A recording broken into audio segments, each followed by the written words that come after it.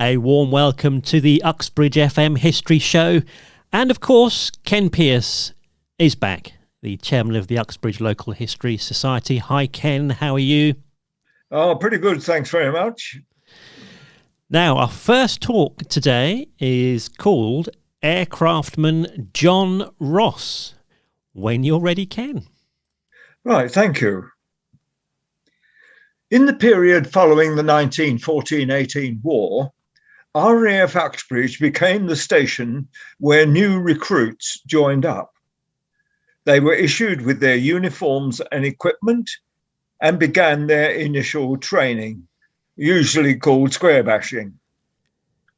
One of the new arrivals in 1922, that's 100 years ago, was a 33-year-old man who gave his name as John Hume Ross, and he was allocated the service number 352087. But his presence in the ranks was not to last too long. After a few weeks, he was recognized by an officer who had met him during the war.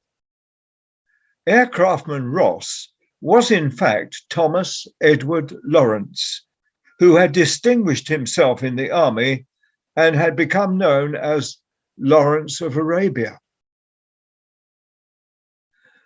Lawrence went to Arabia first as an archaeologist for the British Museum. But when war was declared, he volunteered for the army. And of course, his experience in the Middle East and his ability to speak Arabic led him to be posted to Arabia with the rank of colonel and to be attached to military intelligence. What led Lawrence to join the lowest ranks of the RAF is not clear. He was a complex character, and none of the reasons he gave are convincing. But of course, once recognized, he just could not continue. Discharge from the RAF was inevitable. He changed his name again, this time to T.E. Shaw, and joined the Tank Corps. But he wasn't happy there, and he was allowed to rejoin the RAF under his new name in 1928.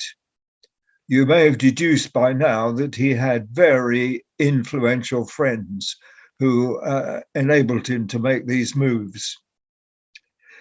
10 years later, he retired, but soon afterwards died in a motorcycle accident near his Dorset cottage. But during his short time in Uxbridge, he was recording the day-to-day events in the training depot. Each evening, he made notes on the day's experiences and did not hesitate to enter into the habits and speech of his fellow cadets. Lawrence did not wish this to be published in his lifetime, so eventually his experiences at Uxbridge appeared under the title The Mint in 1955. It seems appropriate to me that I should read you a couple of passages from that book. I'll avoid those with the naughty language. The first passage deals with his very first day in Uxbridge when he came down from London by train and arrived at Uxbridge Metropolitan Station, which was then just off Belmont Road and where Sainsbury's is today. He and a few other newcomers were met by a sergeant who marched them up to the RAF station. And Lawrence explains how he eventually went into the new base with those others, leaving freedom behind. Uxbridge had, during the war, been the armament and gunnery school of the RAF. So at the entrance gate, on the pillars were imitation bombs. And Lawrence mentions that as they went into the camp. So here's his account of that first day in our town. The main street of an old-fashioned country town clanks with hulking trams labelled Shepherd's Bush. Invaders, we walk till on our left rise the billboards of eligible plots and heavy elm trees bulge through the wall. Pardon me. The tire-polished tarmac glistens before and after these umbrellas of shade. Here is a gateway, high and brick-pillared, with bombs on top, and by it, a blue sentry with a rifle. A momentary drawing together of our group, but head in air on the opposite pavement, the sergeant strides forward, looking hard to his front. The stone flags ring under the ferrule of his planted stick. Our sun-softened asphalt declines into dusty gravel. Shuffle, shuffle goes the loose crowd of us through another gate. The wall gives place to a park paling and wire, and there are khaki men in the park, distant, and a third gate. The sergeant crosses towards it, heading us off. With a wave of his stick, he shepherds our little mob past the sentry, who stands firm before a box. For a moment, we glance back over the bayonet at the gleaming road with its traffic and its people strolling freely in a world that we have quitted. So there's extract number one. And I move now to a church parade. In those days, church parades were compulsory, no question about it, you know. And so here's Lawrence's experiences of marching down to St. Margaret's Church one Sunday.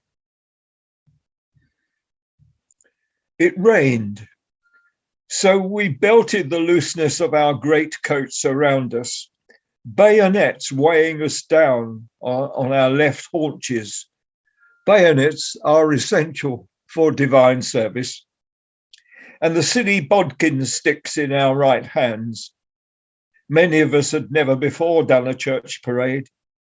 We were shuffled into sections called flights and marched down the high street, our ironclad boots shambling, sliding and clinking on the mudded sets. No one could wish to keep step. The officers were new to us and shy of raising their voices in public above the band and the clatter of traffic and the blanketing rain. Orders came down the file by word of mouth, being conducted like cattle to market as a show between startling pavements was really horrible. The much restored 14th century church was 3 parts full of our blue waves, on which the oddly mobile heads rolled loosely above the backs of the pews. Mobile heads, for eyes were no longer chained to the front, and odd heads in colour and shape, for all caps were now off, a betrayal which never happened by day except as now in church, and recruit heads were clipped to the blood and pale scalps pink. Even senior men were compelled to have pig's bristles like ours at the neck. Airmen will risk any punishment rather than go cropped like soldiers, but we claim warrant because we are the Air Force. To the clerics, we should have looked promising listeners because our rain-reddened ears stuck out very large and free below the furrow bitten into the scalp by the tight cap band. Bullet heads, stuff-collared necks show a brutality which seems to scare men of God. Well, there's a couple of glimpses of Lawrence's book, The Mint. Thanks, Ken. There we go. Lawrence of Arabia. Who knew it? Very odd man. Strange character. Right, we've got more coming up, so stay with us.